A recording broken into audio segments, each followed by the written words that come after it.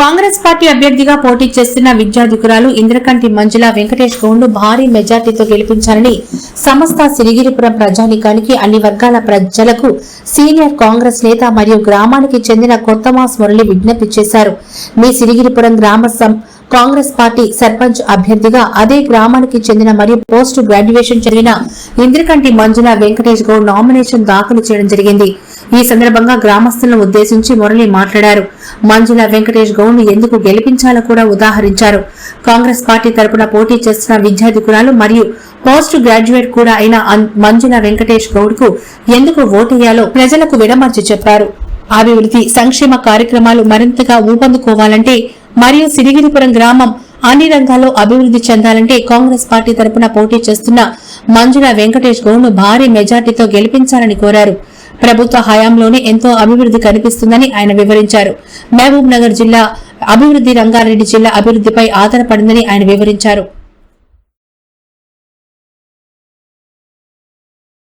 మన ఊరికి ఒక లీడర్ కావాలి. లీడర్ అంటే సర్పంచ్. ఇంత ముందుకున్న సర్పంచ్ ఇప్పుడు ఇంకో మనకు పోటీ వచ్చిన ఇంకో సర్పంచ్ లీడరు మన లీడర్ మనకు ఎందుకు సర్పంచ్ చేంజ్ చేసుకున్నాము. ఈ కాంగ్రెస్ ఎందుకు గెలవాలి, మనకు కాంగ్రెస్ లో మంజుల అవని ఎందుకు రావాలనేది రెండు విషయాలు చెప్తాను. మనకు కాంగ్రెస్ ఇంతకుముందు బీజేపీ ఉండే పైన పవర్ లేదు, సర్పంచ్ ఉండే సర్పంచ్ మంచోడా చెడ్డోడా అనేది మనం మన గురించి వదిలేదు. నేను బీజేపీలో ఉన్నా, బీజేపీ నుంచి కాంగ్రెస్ రావడం జరిగింది. అంటే ఏ పని చేసినా పైన అధికారం లేదు, మనం ఎవ్వరు ఏం చేయలేదు. ఇప్పుడు మళ్ళా బీజేపీ గెలిచినా అంతే అవుతుంది. అదే టీఆర్ఎస్ ఏం చేస్తుంది, టీఆర్ఎస్ మేము ప్లాట్లు ఇచ్చినాం అంటున్నారు. ప్లాట్ల గురించి ఊరు మొత్తం కష్టపడ్డది. ఆ ప్లాట్ లో ఎవరైతే ఉన్నారో సీను వ్యక్తితో పాటు ఇంద్రకంటి వెంకటేష్ గౌడ్, మురళి, ఇంకోటి కుండే కన్నయ్య, వీళ్ళు మెయిన్ పాత్ర వహించారు. అందులో ఆయనతో పాటు వీళ్ళందరూ కష్టపడ్డారు. ప్లాట్లకు వీళ్ళందరూ అరువులే. వీళ్ళందరూ ఊరంతా ఏమనుకుంటే సీను మాత్రమే తెచ్చిన అనుకుంటే సీను కాదు, వీళ్ళందరూ కష్టపడితే ప్లాట్లు వచ్చినాయి. దానికి మేము అప్పుడు బీజేపీ ఉన్న కూడా మేము కూడా ఎలాంటి ఇబ్బంది పెట్టకుండా మేము అందరం సహకరించినాం. ఊరుకు ప్లాట్లు రావాలి, ఊరు ఖచ్చితంగా అందరు లబ్ధి పొందాలి, ప్రతి ఒక్కరికి ప్లాట్ రావాలనుకున్నాం. ప్లాట్లు వచ్చినాయి, ప్లాట్లు వచ్చింది. ఆ ప్లాట్లలో కూడా అవకతవకలు ఏమేమి చేసినా మీరు అందరూ తెలుసు. ఎవరైతే కండు వేసుకుంటేనే ప్లాట్ ఇస్తాము, కండు వేసుకుంటేనే ప్లాట్ ఇస్తాం. అంటే మనిషి మనోభావాలను దెబ్బకొట్టి ప్లాట్ ఇవ్వడం జరిగింది. అది మేము నేను వచ్చి ఇళ్ళకి వచ్చి 1.5 year అవుతుంది. మాకు ఇంద్రా మిల్లు వచ్చినాయి. ఏ పార్టీ కాంగ్రెస్ పార్టీయా, బీజేపీ పార్టీయా, టీఆర్ఎస్ పార్టీ పార్టీలకు అతీతంగా అందరికీ ప్లాట్లు ఇంద్రా మిల్లు ఇచ్చినాం. ఇంద్రా మిల్లు ఇచ్చిన వాళ్ళు అందరూ వేరే పార్టీలు తప్ప కాంగ్రెస్ పార్టీలో 2-3 ఉంటారు. మనకి ఇంద్రా మిల్లు 20 ఇళ్ళు వచ్చినాయి. ఇంకా 100 ఇల్లు ఎవరికి మేము రెడీగా ఉన్నాము. ఇల్లు ప్రతి ఒక్కరికి ఇల్లు ఎవరెవరికి కావాలో 100% ఇంద్రా మిల్లు తెచ్చే బాధ్యత మాది. పార్టీ వచ్చినాక మేము డెవలప్ చేసిన కాంగ్రెస్ పార్టీ మాకు లీడర్ లేడు, ఒక సర్పంచ్ లేడు, ఒక వార్డు మెంబర్ లేదు. మేము ఓన్లీ ఇందిరాగాంధీ అధ్యక్షులు మేము కలిసి చేసింది. ఫస్ట్ మన ఊరికి బస్సు లేకుండే గత 5-6 సంవత్సరాలు బస్సు ఒకటే బస్సు వస్తుంది. ఆ బస్సు కోసం కష్టపడి 3-4 ట్రిప్పులు బస్సు వేయించినాము. ఇప్పుడు రోడ్డు కూడా చాలా ఇబ్బంది అయితే రోడ్డు కేఎల్ఆర్ మాట్లాడి 4-5 సార్లు తిరిగి మాట్లాడి మన కాకపోతే మన తీసుకొచ్చి రోడ్డు చూపించి రోడ్డు శాంక్షన్ చేపించాము. రోడ్ అవుతుంది. ఎందుకు ఆగిపోయిందంటే చిన్న ఇష్యూ వల్ల మట్టి దొరకడం వల్ల మట్టి కూడా మనల్ని ఒక్క నిమిషం ఆ మట్టి కూడా మన ఊళ్ళకి కాంట్రాక్ట్ ఇవ్వాలని అనుకుంటాం. మన ఊళ్ళకి కాంట్రాక్ట్ పట్టిన వాళ్ళు దొరకలేదు, అందుకని మట్టి అయిపోయింది. రోడ్డు కూడా పడిపోతుంది. ఇంకోటి మన అందరికీ రేషన్ కార్డు లేక మినిమం 10 సంవత్సరాలు అవుతుంది. ప్రతి ఒక్కరికి రేషన్ కార్డులు వచ్చినాయి. ప్రతి ఒక్క రుణమాఫీ 2 లక్షల రుణమాఫీ అందరికి జరిగింది. కొంతమందికి జరిగి ఉండదు, అందులో నేను కూడా ఉన్నాను, నాకు కూడా జరగలేదు. ఎందుకంటే కొన్ని ఇష్యూస్ ఉన్నాయి.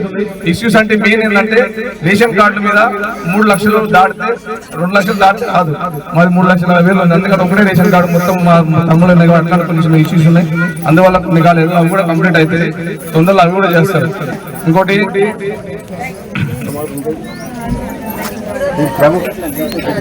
మ్యాక్స్ లైట్లు ఒకటి పాంప్లెట్ టైప్ చేసి మన ఊర్లో ప్రచారం చేస్తున్నారు. మ్యాక్స్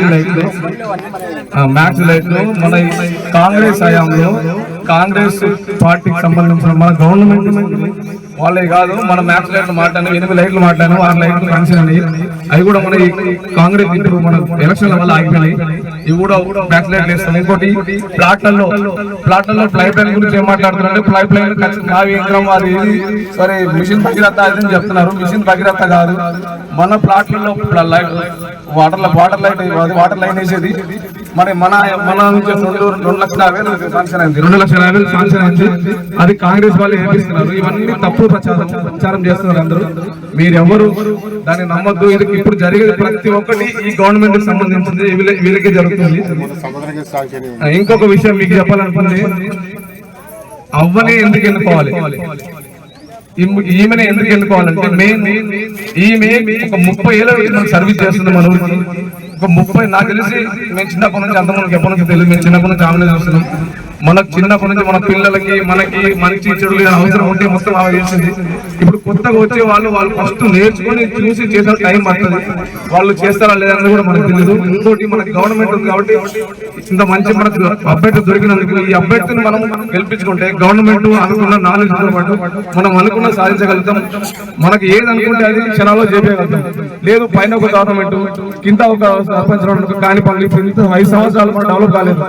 గంగారంలో ఉండి రోడ్లు ఎట్లున్నాయి, గంగారం తండల రోడ్లు ఎట్లున్నాయి, వాళ్ళకి సర్పంచ్ ఉన్నాయి. మన సర్పంచ్ వేరే ఉన్నారు కాబట్టి మనకి ఫండ్స్ రావు.